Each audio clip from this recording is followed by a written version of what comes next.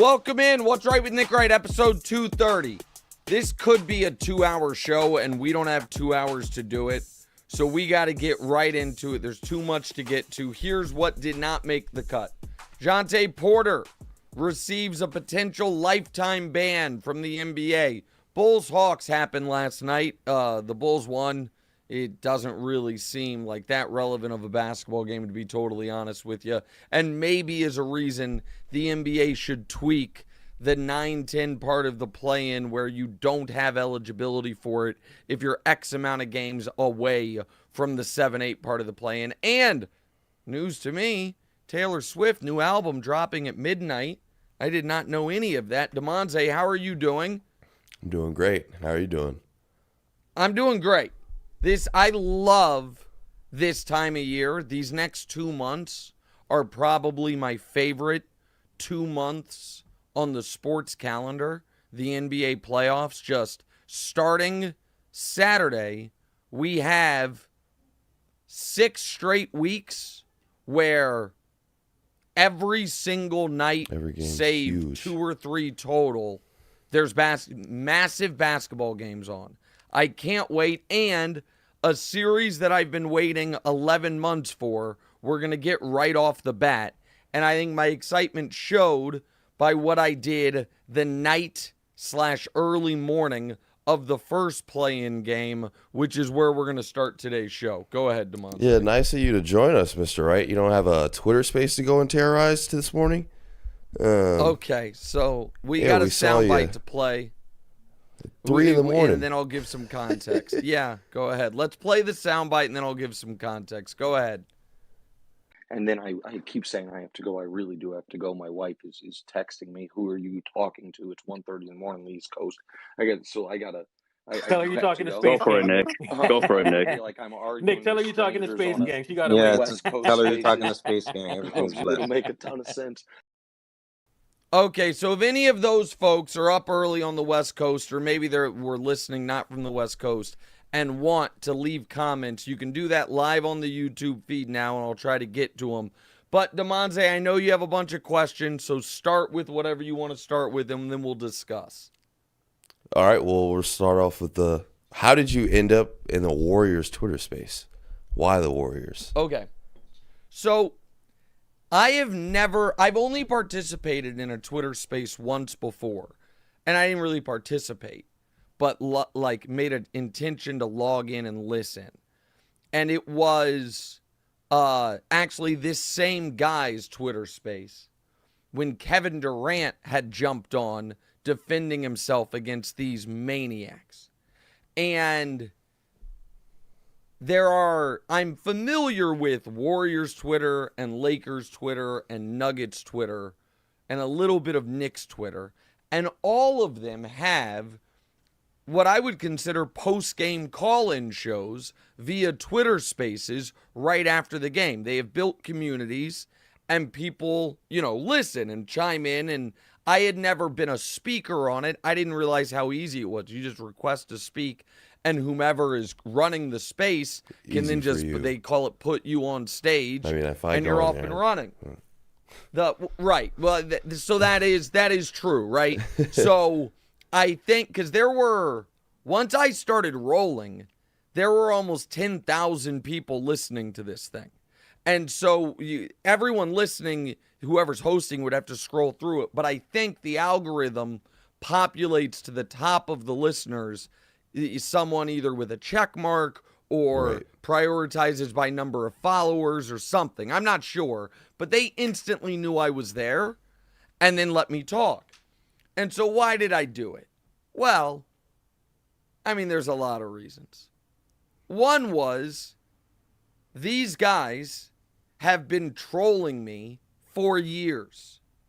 These guys also have been trolling a fan base that I have become somewhat, I don't know if protective is the right word, but a defender of in the Lakers over the last 5 years. And these guys have essentially sworn a blood oath to attempt to destroy my favorite athlete ever, who also happens to be the greatest athlete ever in LeBron. So there was some bad blood, I would say. And, this was them at their lowest. So I wanted to hear it. I'm sure there was some less wholesome reasons in there. There was some Schadenfreude of, I want to hear how down bad these guys are. Because these folks thought the Warriors were going to win the championship.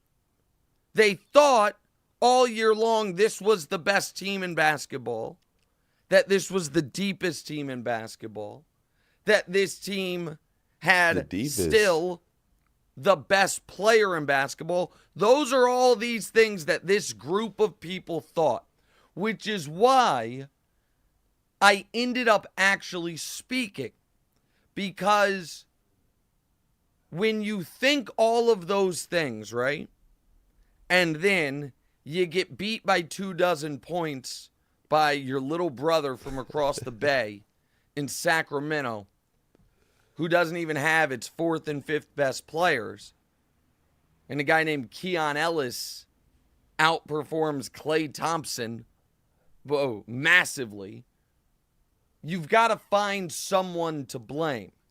And they laid it all, not all of them, but some of the most vocal ones, at the feet of Steve Kerr, who they clearly thought was out of his mind. And they think is one of the worst coaches in basketball. And I think that shows a facile, juvenile, and low basketball IQ understanding of what Steve Kerr's job actually is. Because and the guy that I got into it the most with was adamant that if the Warriors had simply played Trace Jackson Davis more, the whole season's different. And I know what you're thinking. Who the fuck is Trace Jackson Davis? Fair question. The answer is he's the 57th pick of this past year's draft. Probably not the difference between being the 10 seed, rocked, the first team officially eliminated from this year's playoffs that made the play-in, and a championship. But it's neither here nor there. The Steve Kerr stuff was a fundamental misunderstanding that Steve Kerr's job, the reason he's great at it is because he has kept this team together for a decade.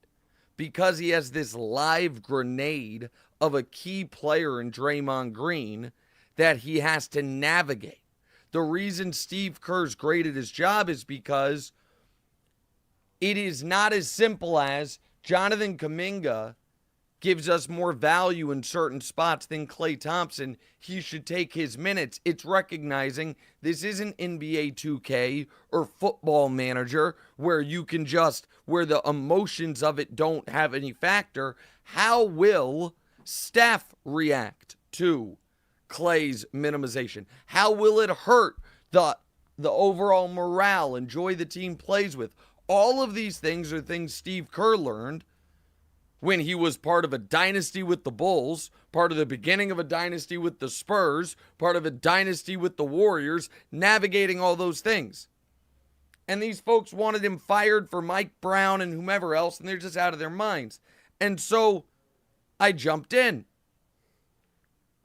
And I got to tell you, Damonza, man, oh man, did I have fun. That was... Go ahead. You can ask your next follow-up question. Go ahead. I mean, what a sick man. Do you have any other teams that you're gonna go to next? Or are you gonna be the Grim Reaper? No, I'm not. Listen, I'm open to it, but I mean, if the Lakers end up beating the Nuggets, maybe I'll stop by. The Nuggets fan space. The thing is, I hope I don't have bad blood with Knicks fans. I know some Knicks fans are mad at me because I underestimated Jalen Brunson right when he got there, but so did everyone. I don't think, you know what I mean, that there is a key. So maybe I'd have fun with it.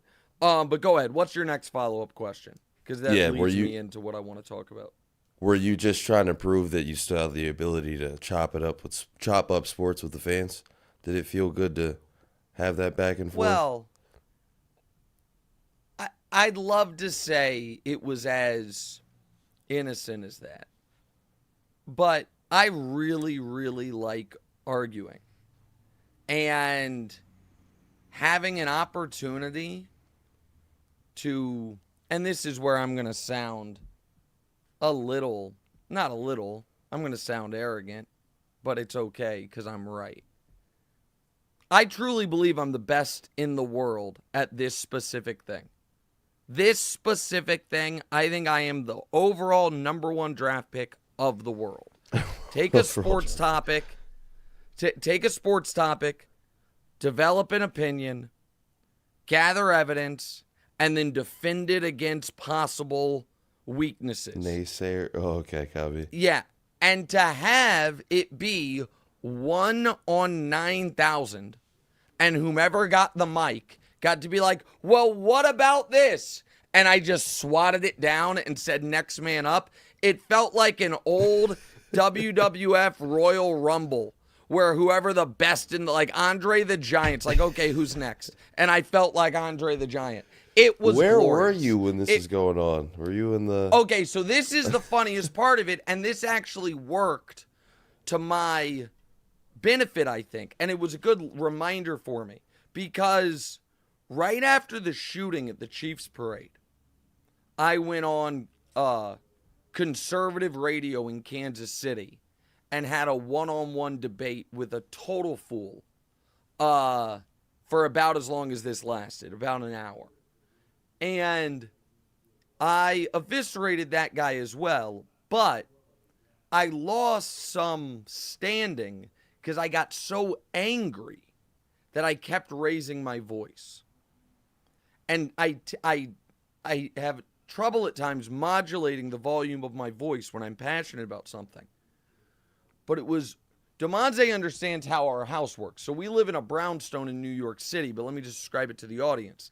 Like brownstones in the city, they're very skinny houses with a bunch of floors. And because of that, from the bottom floor to the fourth floor, it's open air at the stairwell. You know what I mean? There's like a column of open air, if you will. So if doors are open, you can hear anyone in any room. And on the kitchen level of the house and the living room level of the house, there are no doors except for bathrooms, right?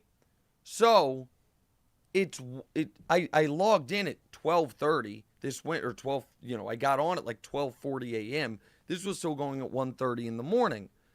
I had left my bedroom where your mom was sleeping, hadn't closed the door. Your sister's sleeping as well, and Dexter, our dog, is the floor beneath us. So I am in the living room, sitting on the couch, trying to talk to people at this level because I didn't want to wake anybody up. And so this entire time, I appear to be whispering so I don't wake up the house. But it gave me, I think, because I'm not going to lie to you guys, I've listened back to it. When I told you, I listened back to it for the first time today before the podcast because I knew we were going to talk about it. It gave me you felt like Batman? No. I felt like a patronizing parent, which is exactly the tone I was going for. Like, okay, I know you think you're right. Yeah, I guess I do recognize that tone. Yes. It's one thing to be like, God, dog it, what? It's another thing to be like, okay, but here's what you don't understand. Because actually, you're a moron. And so, and that's not to you, that's to them. So I just honestly had a grand time. A grand time. And all right, you got one more follow-up, pal?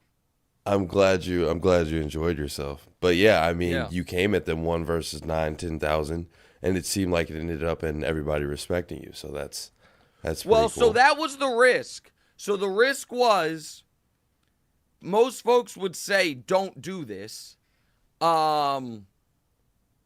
you're punching down and there's no wins, only losses, right? What are you going to win from this? What you have to lose is look like an idiot, kind of make yourself seem less important, all these things. Turns out what I won was the massive respect of the internet. Because folks, evidently a lot of people don't love it. This Warrior Spaces crew. And you know what? To sound like a bit of a jerk again, I helped him out. Because this morning when I was looking for the recording, so I could re-listen to it, I'm like, oh, they've done a lot of spaces. I'm like, let me see if I can find which one was the one I was on. Well, this one here had 286 listeners. This one had 96. This one had 1,100. This one had 2,100. This one had 63,600. Oh, that was mine. So, yeah, it was kind of mutually beneficial. Like, I brought a wider audience to your crew that thinks if only you were lucky enough to have Chris Finch and as your coach and Trace Jackson Davis in your starting rotation, you'd have won a championship. Interesting. And I got to exorcise a lot of old, Warriors demons. And last but not least, I got to kind of, prove to myself, still got it, man. Like, right. One of the things like that, this was similar to when I used to get a haircut twice a week when I used to have the skin fade. I'd get a haircut. Well, I guess I got a haircut once a week and with my beard lined up, and then my beard lined up another time. And so there was a barbershop element of I'd go to the barbershop and everyone just want to argue with me. And I just, kind of take turns, be like, this is why you're wrong, this is why you're wrong. That's actually a decent point. Keep going. So, yeah. So for all those things, it was pretty good. So I'm glad we did it.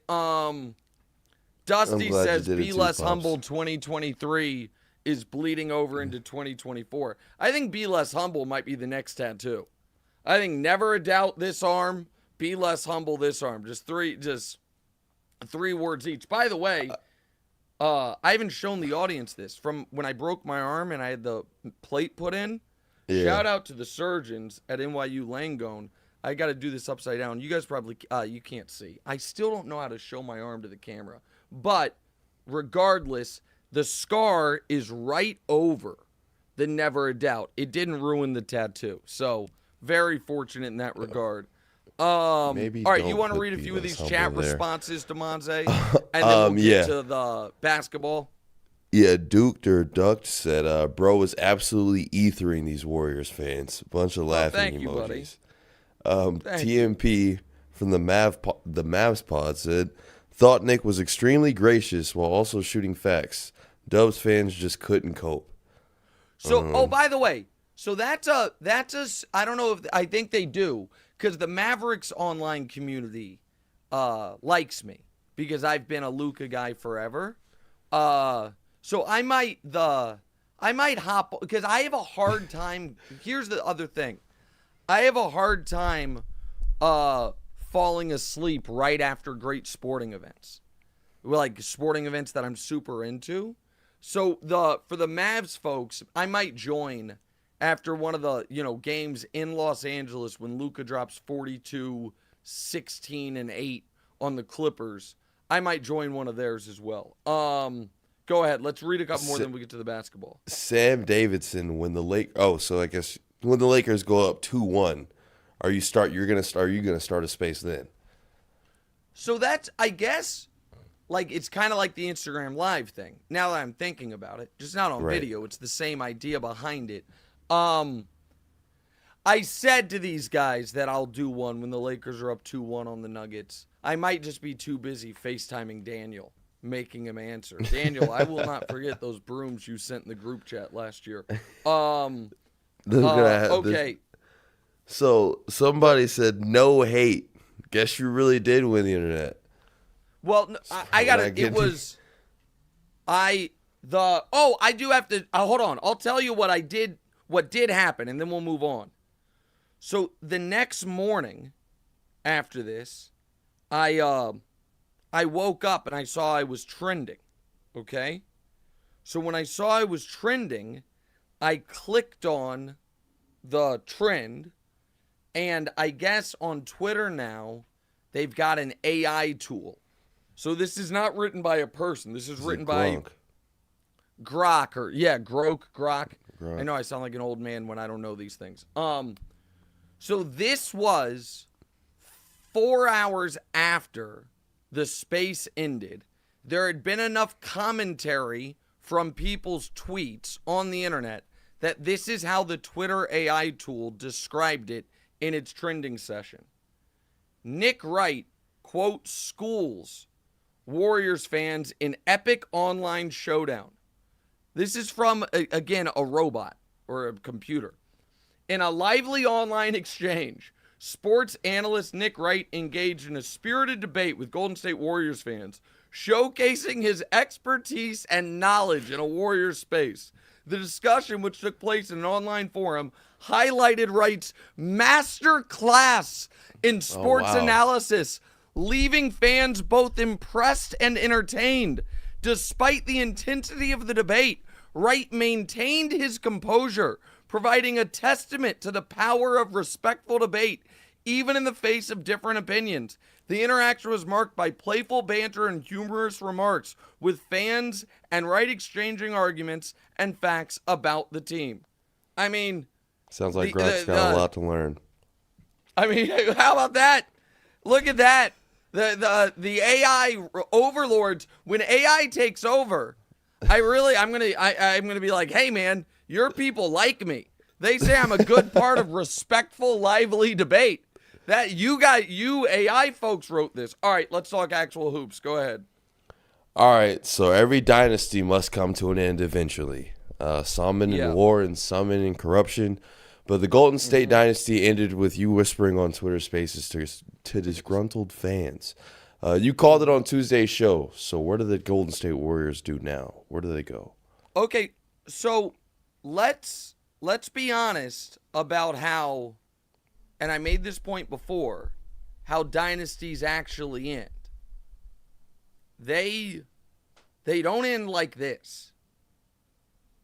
And Russell's Celtics, I think I might have done this on the pod and here, so I'll do it quickly. The original dynasty, they ended with an 11th championship, Game 7 win, and Bill Russell retiring. There were no dynasties in the 70s. In the 80s, Magic's Lakers, 5 rings, 4 other finals appearances from 1980 to 1989. That ended in a finals loss going for a three-peat with Kareem retiring. Michael's Bulls ended with a 3rd straight championship, 6th overall, and Michael retiring. Shaq and Kobe's Lakers won 3 in a row, lost in round 2, got back to the finals, lost in the finals, and Shaq was traded. You want to talk, like mini dynasties, what with the Heat lost in the finals and LeBron left. The Pistons lost in the finals. The Pistons lost in the conference finals, but that's not really a dynasty. Those are the dynasties. The Warriors lost in the play-in game to Sacramento. So it's odd for it to end quite like this. Now, another way to look at it would be that the dynasty actually ended when KD left, right? 6 straight finals appearances. You could make that argument, right? That would have been... Warriors fan probably hate that argument, huh? Exactly right. So, I'm sorry, not 6 straight finals appearances. It was 15, 16, 17, 18. 5 straight finals appearances, 3 rings, and a loss in the finals. And that, that's when the dynasty ended. And then from 2020 to now, because from 2020 to now, what they've done is miss the playoffs, win a championship, out in round 2, miss the playoffs. So that's kind of weird. But if you consider this whole thing the dynasty, this 10 years, then it ended with a whimper. I believe, and I said on Tuesday's show, that that was going to be Klay's last game with the Warriors. I think it's his last game with the Warriors. What I am the only person discussing is this. Will Steph want to stay?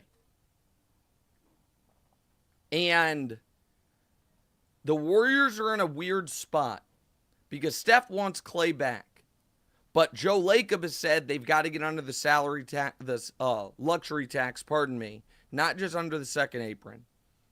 They don't have enough assets to acquire another star. They need to shed salary. So my point is this. If Steph is like, I want you to pay Klay whatever it takes to keep him, and they don't, does that open the door for Steph Curry to consider his options? Because as I said a month ago, what is my Nick Wright's dream retirement? To retire in Kansas City and live on the ocean. Can't do both. What is Steph Curry's dream end of career scenario? To retire a Warrior competing for championships. Can't do both. So I will have to make a choice one day. Do I want to retire in my hometown or do I want to live on the ocean? Steph Curry is going to have to make a choice. Either this summer or next summer. Do I want to retire a Warrior or do I want to compete for championships? Because he can't do both.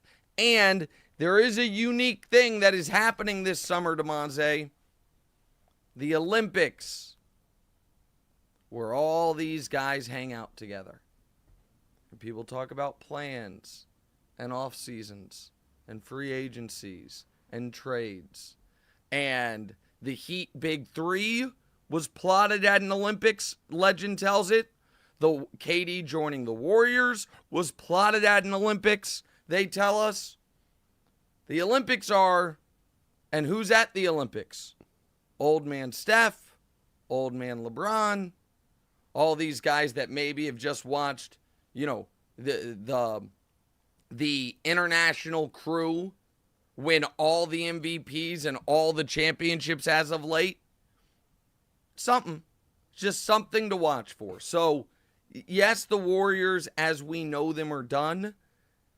I am going to continue to be the one person that says, I think, Damonza, I think it is better than 75% that Tuesday night was Klay's last game as a Warrior, and that sucks that he went out that way, by the way. That's a big reminder, man.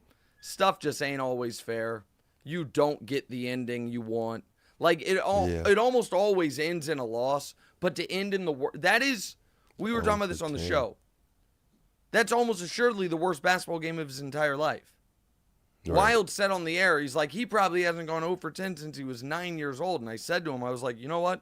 I bet at 9 years old, Klay Thompson was busting ass. I'm guessing he's never, I bet 9-year-old Klay was cooking up the fellow 9-year-olds. That was almost assuredly the worst game of his life.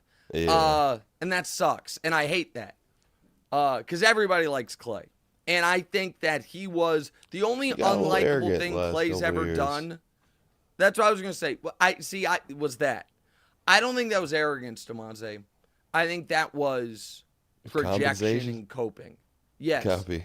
Yeah. Overcompensation. You know what I mean? I think overcompensation. Exactly right. I think it was, I'm not the same guy. Right. This is kind of unfair. And I don't, you know what I mean? So, and everybody has those moments because that is the only unlikable thing he's ever done. He's got 100%, because I've always loved Klay. Rating. Yeah. Everybody loves Klay. No, your mom said to me yesterday, she's gonna get mad at me. She was like, I'm kind of sad the Warriors are, gonna break up. I was like, you're not a Warriors fan. She's like, no, but I love Klay Thomas. I'm like, okay. Yeah, I know you love him. And Klay so Thomas. I think Klay's gone. And then this is the thing nobody thinks but me. If someone were to offer me 10-1, let me put it like this. A 10-1 bet that Tuesday night was Steph's last game with the Warriors, I would take that bet. If you offered me 5-1, I wouldn't. I don't think there's a 1 in 5 chance. Do I think there's a 1 in 10 chance? I do. All right, let's go on to the series that, everyone's excited for, most notably me, but go ahead. Yeah, despite a late comeback effort by the Pelicans, the Lakers held on and clinched that 7th seed. So now they've got a date with the Nuggets in the first round. You're a believer in bulletin board material, and boy, did Denver and Daniel give LA that bulletin board material. Is that the Lakers' best? Is that their best weapon headed into the series? No. The best weapon that they have headed in this series, compared to last year's series, the first and foremost is this: LeBron's healthy, and LeBron's shot isn't broken right now. So that is a fundamental change from last year, okay? So last year, LeBron in that series shot 27% from 3, which was an improvement from how he had been shooting in the playoffs.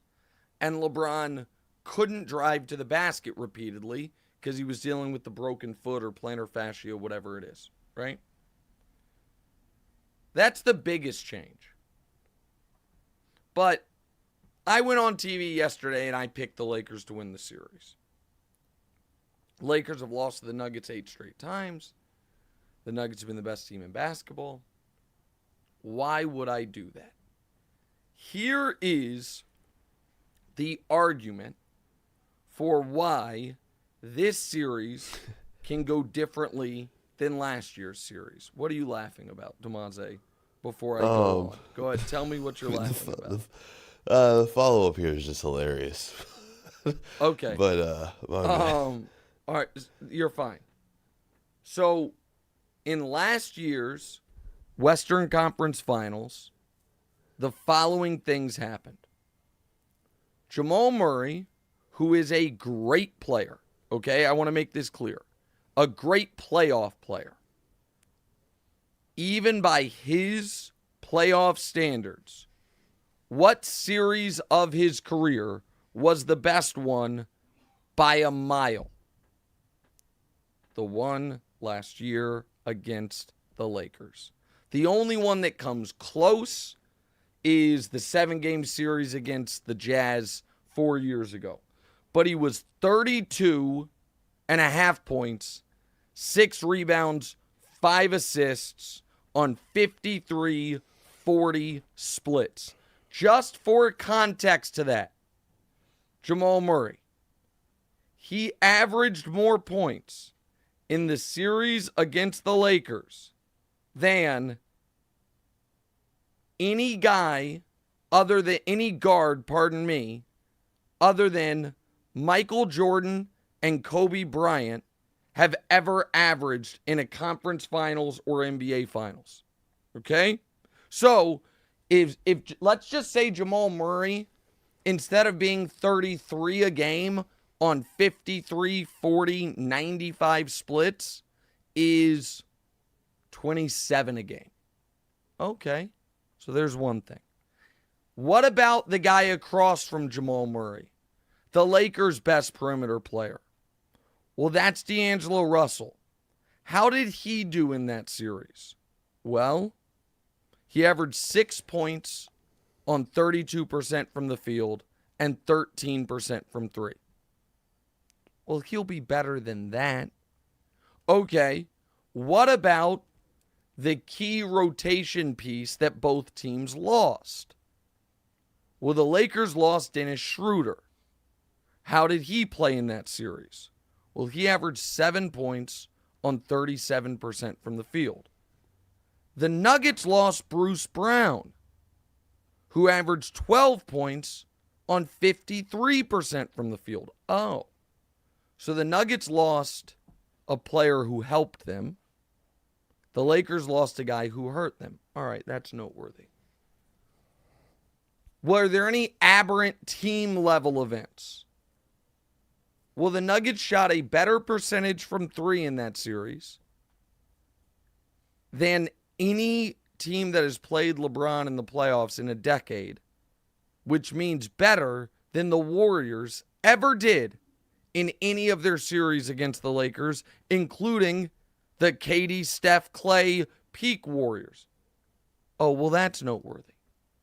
A little intangible factor. Hey, Damonza, is there a huge scandal going around the NBA right now? Did somebody just get banned for a bunch of, like, the first player ban? Who was that? This is Michael Porter Jr.'s little brother. Oh, okay. I don't know. It distracted me. That's all I'm saying. I don't know. Like, it would at least be on my mind. And if it's not a nothing. And so I am old enough to remember there once being early in LeBron's career, alleged scandal and certainly rumors swirling around about a family member of his going into a playoff series. He didn't quite look like himself. So all of that is layered into this analysis, right? And then you ask yourself this question. Okay, but even if all those things go differently, this series was a blowout last year. Yes and no. It was 4-0, but what were the games? Well, game 1, where according to the broadcast, Nikola Jokic had the best first half of basketball Jeff Van Gundy had ever seen, was a 3-point game with the ball in LeBron James's hands with 45 seconds left. Oh, so that game could have gone either direction. What about game 2? Game 2, when Jamal Murray had literally one of the greatest fourth quarters in finals history when he scored 23 fourth quarter points. What was that situation?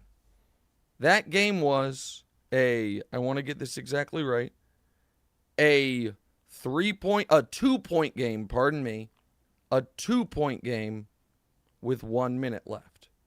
Oh, okay. So what about game 3?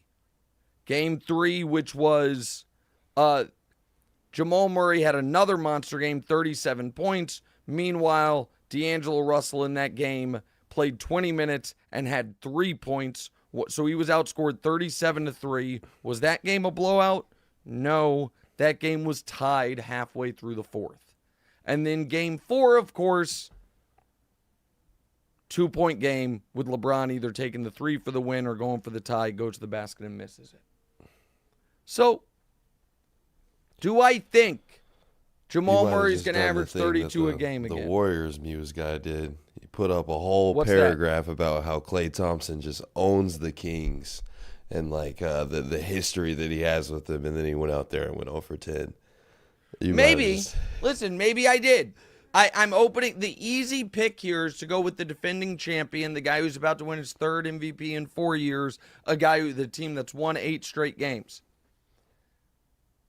I don't think LeBron is going to be worn out in the fourth quarters of these games. I don't think that there is going to be a 26-point differential per game between Jamal Murray and D'Angelo Russell this time around.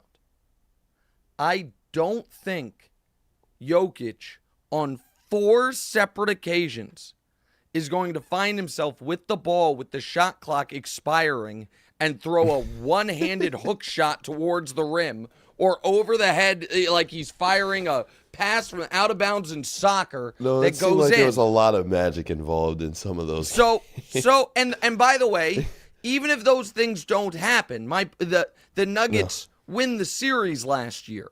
The Lakers were out of gas. But how much would people's analysis right now be different if that series were 4-2 last year instead of 4-0? Maybe a little. So instead of being every other day after a month of the playoff gauntlet, we're talking every, 3 days between the play-in and game 1. And then the schedule, let me give you the exact schedule because there are some every other days built in here, obviously.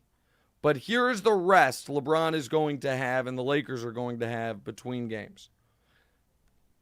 They played on Tuesday. They next play Saturday. So Wednesday, Thursday, Friday. 3 days off. Saturday, then Monday, okay, but no travel. So that's just 1 day off. Monday, then Thursday. 2 days off. Thursday, then Saturday.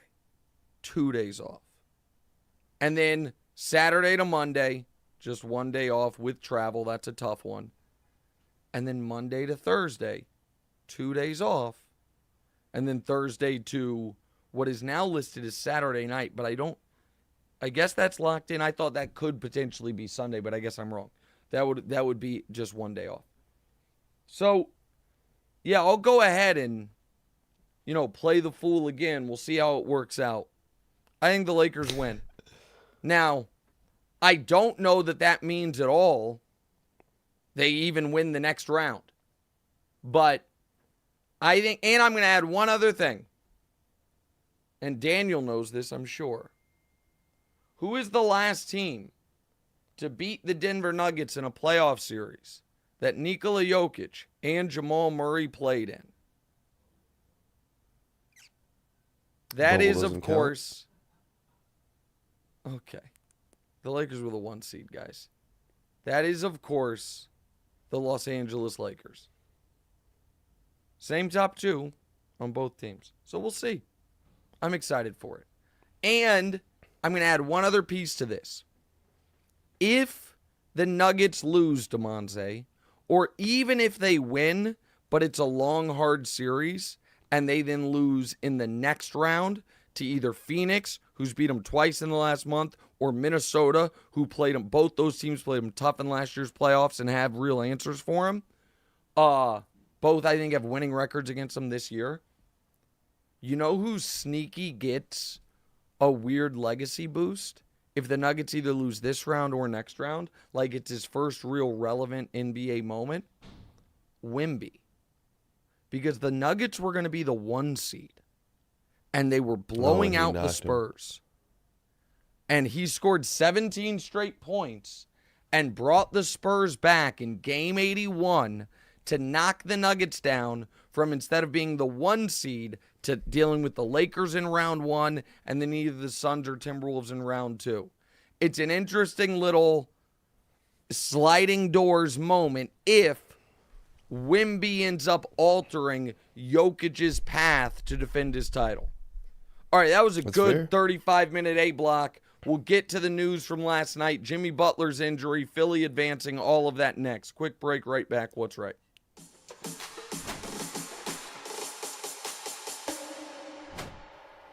All right, welcome back in. What's right with Nick Wright? Let's get to the games and news from last night, Damonza. Yeah, so the 76ers pulled off the comeback versus the Heat, who will be in do-or-die mode against Chicago now. But Philly fans can't feel too good about it because Embiid looked sluggish all night, and the Sixers were bailed out by Nick Batum, of all people. What do you expect when they face the grittier Knicks in round 1? Well, so a few things. It's okay to be bailed out by Nick Batum, and this is where, and I will admit my bias here, because he's a personal friend of mine, but I like being friends with smart people and people who are good at their jobs. This is why I think Daryl Morey's as good of a GM as there is in the NBA. He filled out this roster to where you can all of a sudden have either Buddy Hield or Nick Batum or Kelly Oubre come through with big spots for you. You know what I mean? They have, in my opinion, a legitimate 7.5 guys they trust. Because you've got obviously Embiid, Maxey, Oubre, Tobias, and Lowry, and then Batum and Buddy coming off the bench with a little B-ball Paul if you need it. So shout out to Daryl on that. I think that's good roster building. I am going to, spoiler alert, sorry. I'm going to pick Philly to beat the Knicks. I think the Knicks are a regular season team that has a round 2 ceiling under its current health. And I think this Philly's a bad matchup for him.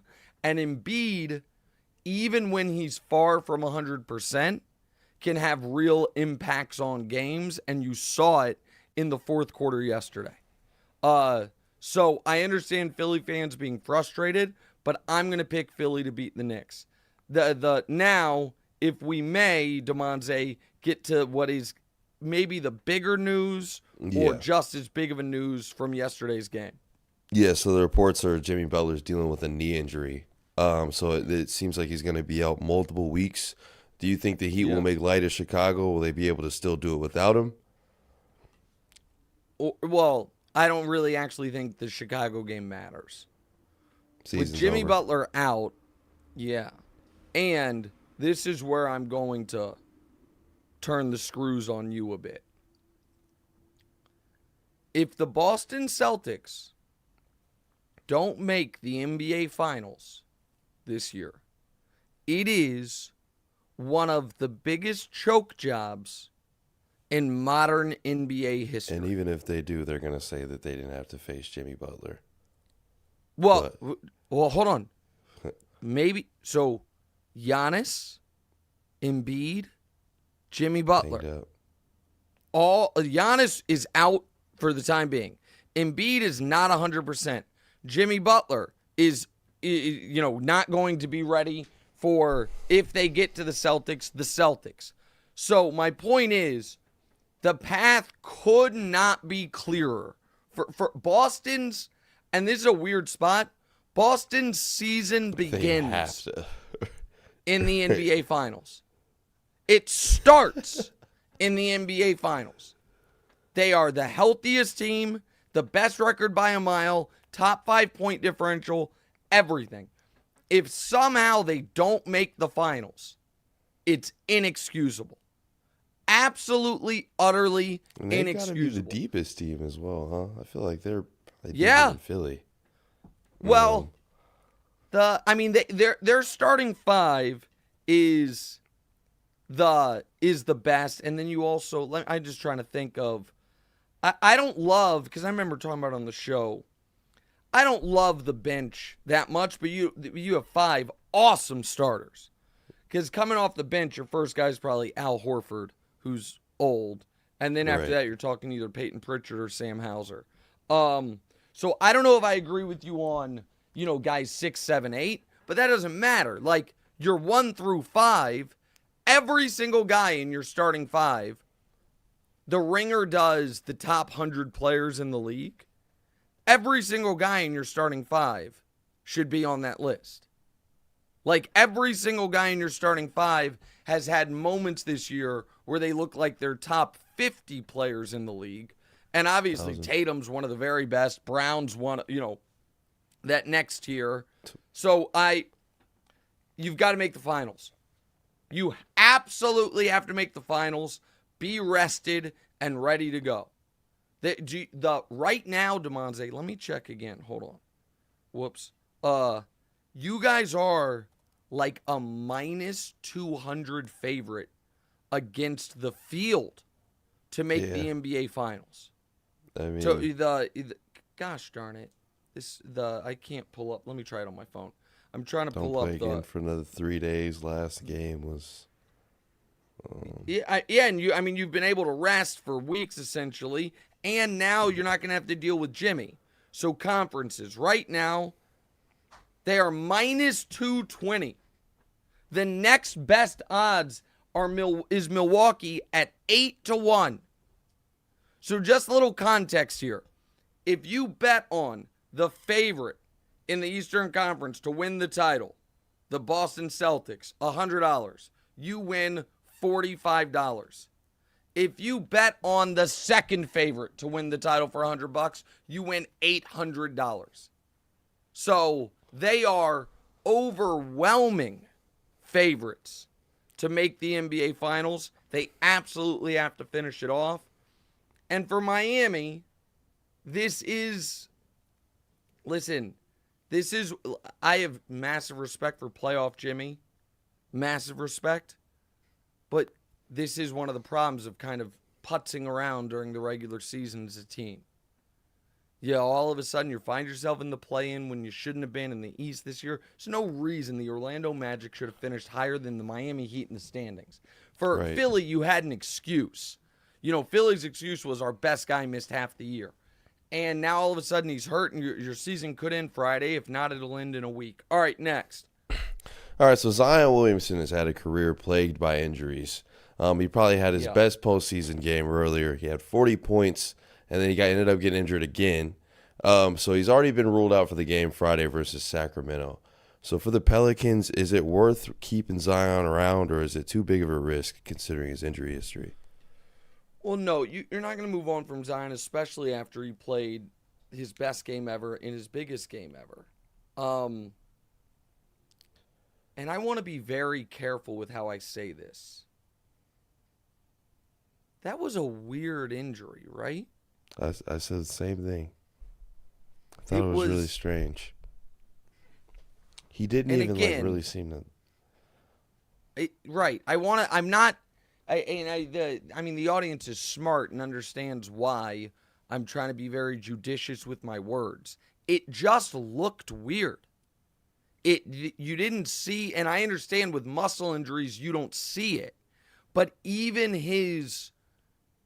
the pace at which he left the court and his ability to jog into the tunnel for it to then be a hamstring injury, it was just weird. And for them to immediately rule him out, it was bizarre. And any conspiracy theory doesn't make sense. He was having the best game of his career. He had just tied the game. It looked so weird to me, Damonza, that I honestly thought in real time, because it also looked like he pointed to his stomach. I was like, oh man, was he dealing with like a stomach bug throughout the day? I was like, geez, this is the worst time possible. I have to run to the bathroom. Right. I honestly thought that, that would be, the timing would suck, but that would be understandable. But then he's not ruled out for the next game. So it is an odd microcosm of what his career has been so far, which is these unbelievable highs, tantalizing talent, and then head-scratching, injury stuff that doesn't totally make sense. I'm also really interested to see how Brandon Ingram looks Friday. Because Brandon Ingram got benched by Willie Green for that fourth quarter. Now he's been out, he's been injured, I understand that.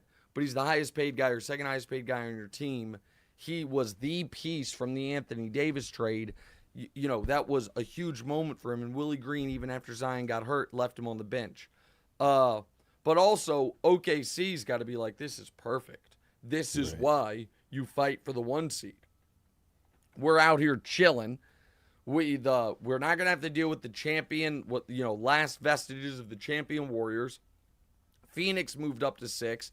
LA moved up to 7. Now we either get a Kings team that kind of just won its own championship, right? By beating the Warriors and is injured, or we get a Pelicans team where it looks like Zion is not going to be available. All right, I know we're supposed to do it maybe in the next segment or whatever. Sorry for the graphics on the side. Let's do the Bill Belichick convo here quickly because this show's gone too long already and we've got more to get to. So, reports of the Patriots owner Robert Kraft warned Falcons owner Arthur Blank about hiring Bill Belichick. Says, do not trust Bill. What could have possibly happened there for Robert Kraft to be saying that about Belichick? So I think this is one of the slimiest things I've ever seen. Unless it comes out that Belichick was embezzling from the Patriots, was stealing money. For Robert Kraft to knife Bill Belichick like this, right after producing a documentary that painted Bill Belichick as a villain, is so beyond the pale. To go out of your way to submarine this guy's job prospects when your franchise is worth billions more dollars than when you bought it, thanks to him. Now, you can say thanks to Brady primarily, fine, but Belichick also is the guy who drafted Brady and the guy who put Brady in the game. And to go out of your way to cost him a job he thought he had, there were so many good things in that ESPN story, and credit to those great reporters for actually, we could use some of the great NFL reporters that get actual stories on the NBA beat, by the way. That would be nice. All our NBA stories are just transactions. Like, all the breaking NBA news is actually things that if reporters did not exist, we would find out anyway eventually. Like trades, draft picks, signings, that news would come to light anyway. But what the heck actually happened with Ime Udoka?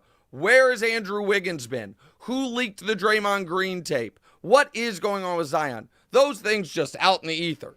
Like, nobody can damage any pre-existing relationship they have to actually report on those things, because then they won't be able to tweet out 1 second before somebody else that this guy got an extension. But the Don Van Natten company, they get real stories. And this was a treasure trove of stories there about the Eagles, the Bills, so many things, right? One of the underrated parts of it is this. I think this likely torches Belichick's relationship with the Patriots organization. They had that press conference. He's like, I'll always be a Patriot. I'll come back. No, I do not think that is happening. I think Belichick reads this and is like, I had a job. You used your relationship with Arthur Blank to cost me my job? Like, I brought you 6 Super Bowls. So I think that was wild. Absolutely wild. And also if you're Robert Kraft, buddy, you don't have exactly a spotless reputation. I understand Bill Belichick's been accused of cheating. He hasn't ever had to show up to court for it. Let's maybe glass houses, my man. Quick break, right back. What's right?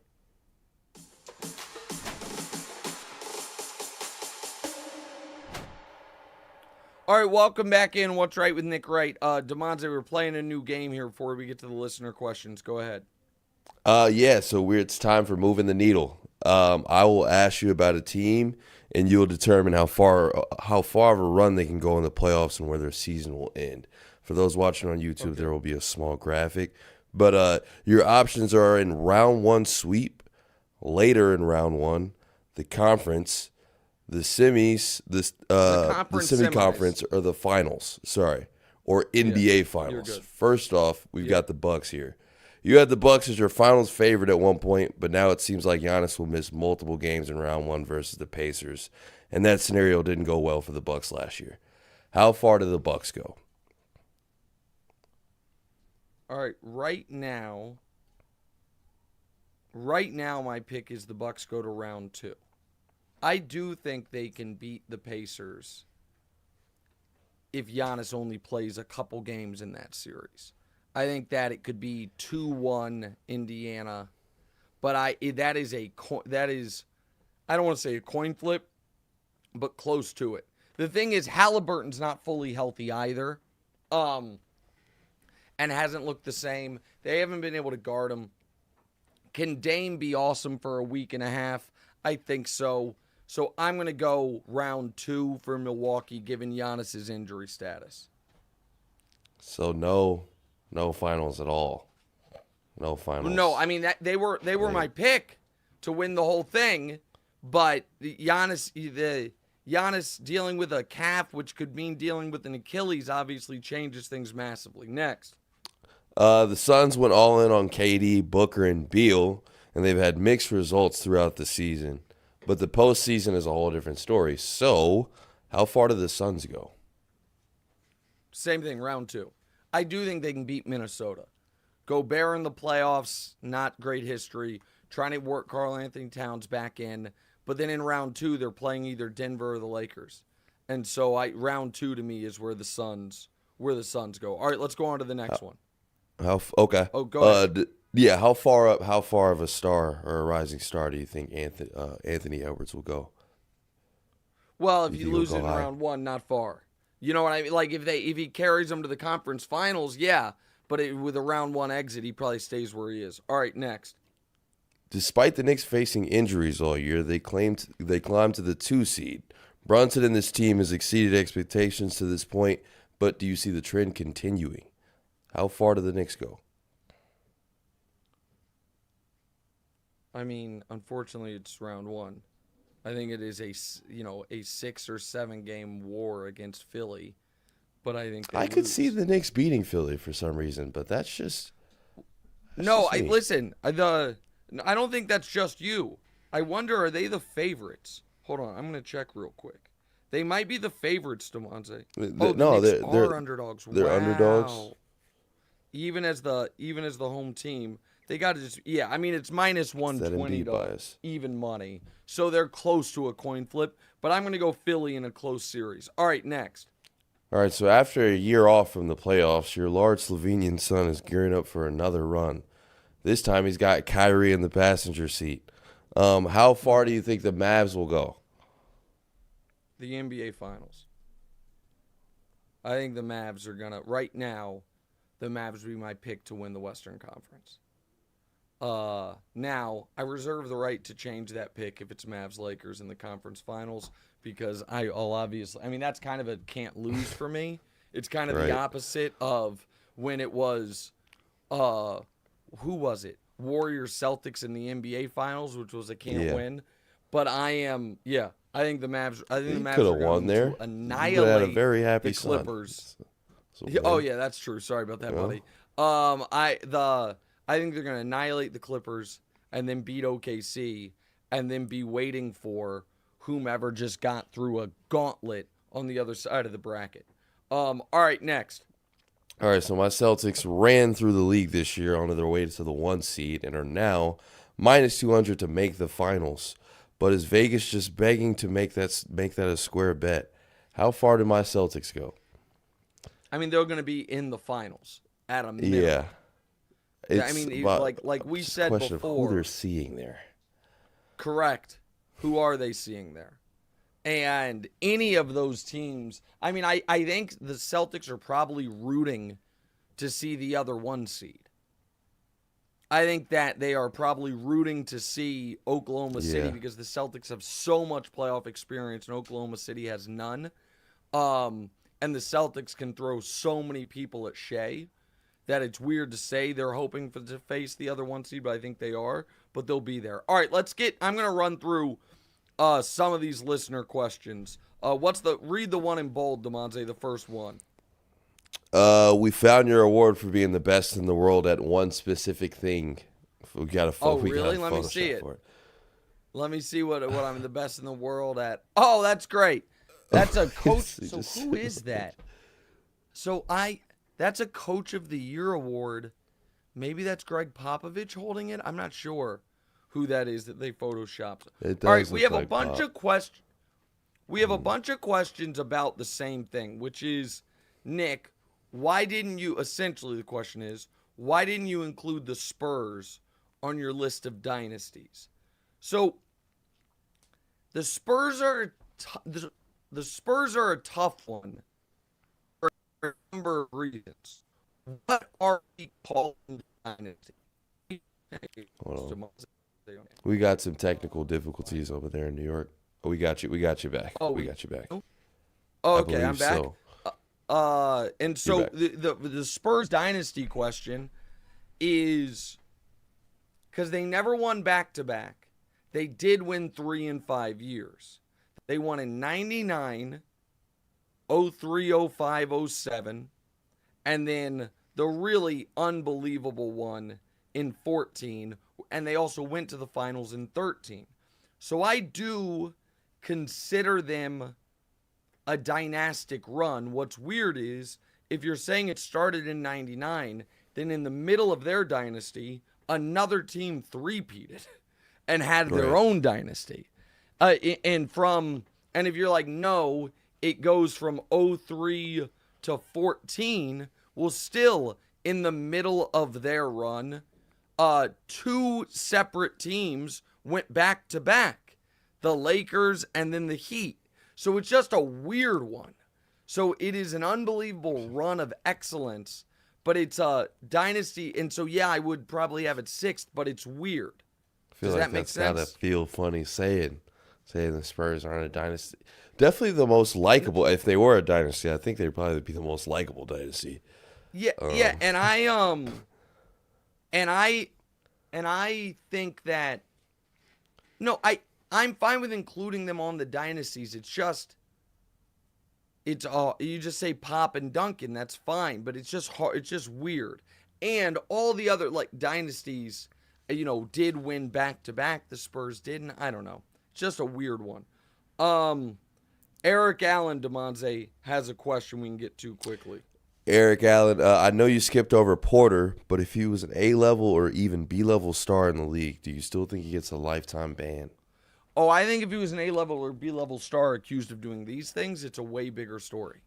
And yeah, if an A-level or B-level star in the league was betting on his own team to lose and clearly giving out tips on, bet his unders. Call the hotline, buddy. It's on 60 Minutes instead of on First Things First. Go to Scott Murphy. Okay, we got Scott Murphy. Nick, what's most likely? KD wins a ring with the Suns, wins a ring as a veteran role player on a young team like OKC, or spends his final years ringless with a revived Seattle franchise? Oh, I mean, I think none. I think KD's going to be retired by the time Seattle comes into the league. I was actually at Damonza, the final game ever played in Seattle, 20 years ago, or whenever it was. Was it 20 years ago? No, it was 18 years ago, something like that. I was there 17 years ago. I was there when they did Save Our Sonics and KD did the thing. Rookie Kevin Durant. Yeah, it was pretty cool.